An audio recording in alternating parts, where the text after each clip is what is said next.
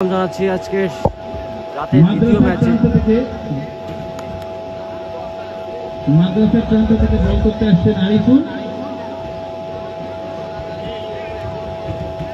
প্রথম বল mid of অঞ্চলে খেলেছে, কিন্তু প্রথম বলে প্রথম উইকেটের পতন। সুপার ওভারে যদি পরপর দুইটা উইকেট পড়ে যায়, যদি একেবারে সুপার ওভারে পড়ে যায়, সুপার ওভার কিন্তু হয়।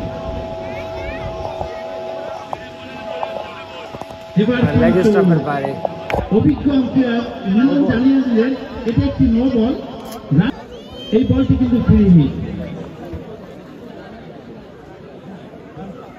এবার কিন্তু সজয় হাঁটানোর চেষ্টা, চমৎকার লাইন প্রান্ত থেকে আরিফুল তার ওভারে তৃতীয় বল করার জন্য দৌড় শুরু করেছে।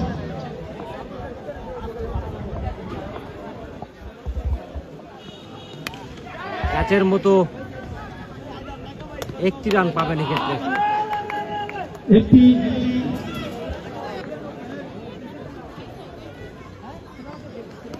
ঘুরিয়ে দিয়েছেন,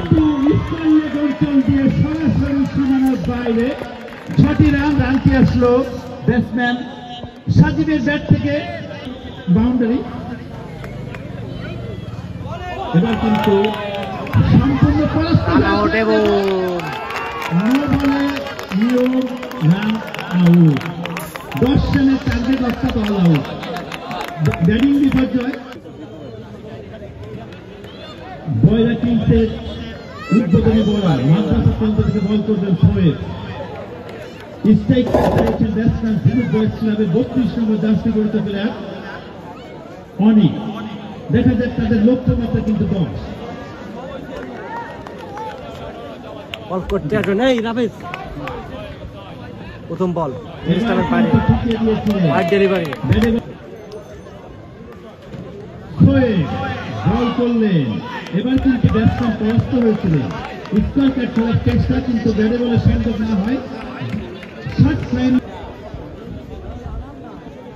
আসছেন শোয়েব, মাদ্রাসা প্রান্ত থেকে দৌড় শুরু করছে,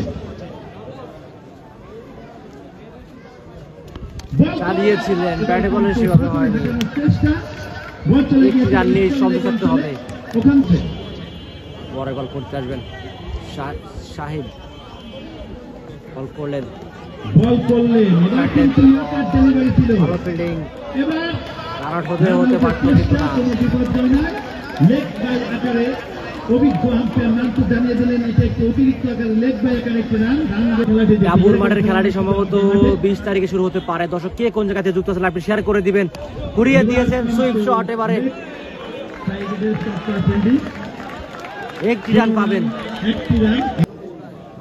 শাহিদ স্ট্রাইকে রয়েছেন মিরাজ।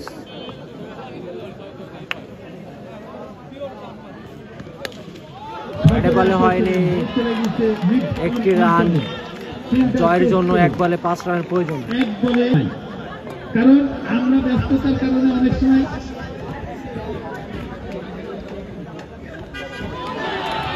এবার কিন্তু অতিরিক্ত আকারে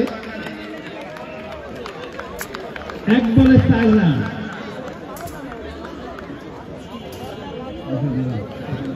টানটা মুক্ত গুণা, এক বলে 4 রান করে হয়ে যায় খেলায়।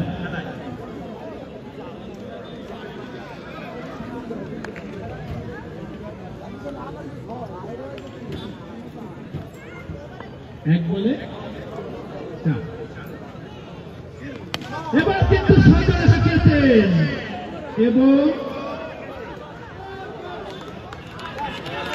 যাই হোক সুপার ওভারে জয়লাভ করলেন বয়রা কিংস। কংগ্রাচুলেশন বয়রা কিংসকে, যে কথা বলছিলাম।